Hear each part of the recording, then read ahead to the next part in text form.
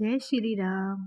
चलिए फिर से सुनते हैं एक नई कहानी जिसका नाम है दुनिया में सबसे सुखी कौन है।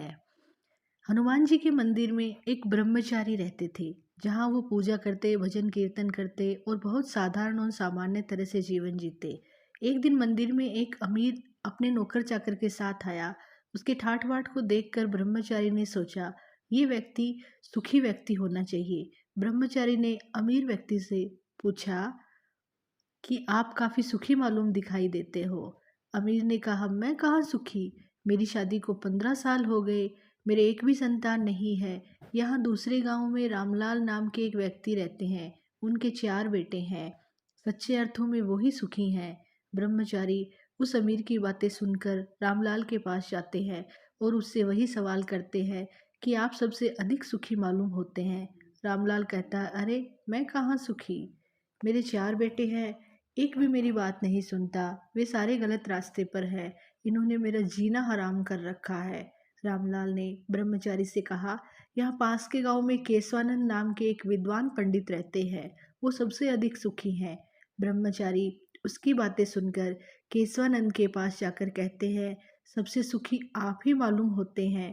केशवानंद उस ब्रह्मचारी से कहते हैं, मैं और सुखी, मैंने अपना सारा जीवन साधना में लगा दिया, फिर भी 2 वक्त की रोटी नहीं जुटा पाता। केशवाचंद ने आगे कहा, यहाँ पास के गांव में एक नेताजी रहते हैं जो काफ़ी अमीर है और हर तरीके से उनका दबदबा है और वे लोगों की मदद भी करते हैं। सबसे सुखी वही है। ब्रह्मचारी उन नेता के पास जाकर वही सवाल करते हैं कि आप सबसे सुखी मालूम होते हैं। वो कहता है, सुखी और मैं, अभी अभी मैं चुनाव हारा हूँ। कल जो लोग मेरी तारीफ करते थे, आज वे ही मेरी बुराई कर रहे हैं, मेरे अपने ही मुझसे दूर हो गए। ऐसा आदमी सुखी कैसे हो सकता है। नेताजी ब्रह्मचारी से आगे बोले, यहाँ दूसरे गांव में हनुमान जी का एक मंदिर है, वहाँ एक ब्रह्मचारी रहते हैं। मैं उनसे कभी मिला तो नहीं, लेकिन उनकी ब्रह्मचारी की पूरे गांव में चर्चा है। सबसे सुखी वही हैं, आप उनसे जाकर मिलें। नेताजी की बात सुनकर ब्रह्मचारी को खुद पर शर्म आई, क्योंकि नेताजी जिस मंदिर और जिस व्यक्ति की बात कर रहे थे वह ब्रह्मचारी खुद ही थे। दोस्तों, सभी को लगता है कि दूसरे सुखी हैं और हम दुखी हैं, लेकिन एक बात सोचिए, यदि अभी आपको बहुत सारे पैसे देकर दूसरे की ज़िंदगी जीने को मिले तो आप जीना पसंद करेंगे। अभी अचानक से डॉक्टर आपको कह दे कि आपके दोनों पैर खराब हो गए, आज आज के बाद आप चल नहीं पाओगे, या आपकी दोनों आंखें खराब हो गई, अब आप देख नहीं पाओगे, या कोई ऐसा दर्द जो 24 घंटे आपके पास रहने वाला है, तो वो आप पैसे आपके किस काम आएंगे।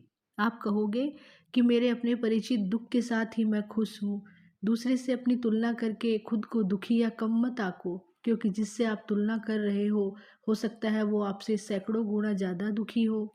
इस दुनिया में सबसे ज़्यादा सुखी आप ही हो, क्योंकि बहुत से ऐसे लोग होंगे जो अगले वक्त की रोटी का इंतज़ाम भी नहीं कर पाएंगे, सोने का इंतज़ाम भी नहीं कर पाएंगे, तड़प तड़प कर मर जाएंगे, क्योंकि उनका ध्यान देने वाला कोई नहीं होगा। इसलिए आपके पास जो है उसे बेहतर बनाइए और संतुष्ट रहकर जीना सीखिए, क्योंकि संतुष्ट जगह पर ईश्वर का वास होता है। ईश्वर ने आपको जो जो जीवन दिया है उसको बेहतर बनाने की कोशिश कीजिए, ना कि दुखी होइए। हमारी कहानी यहीं समाप्त होती है।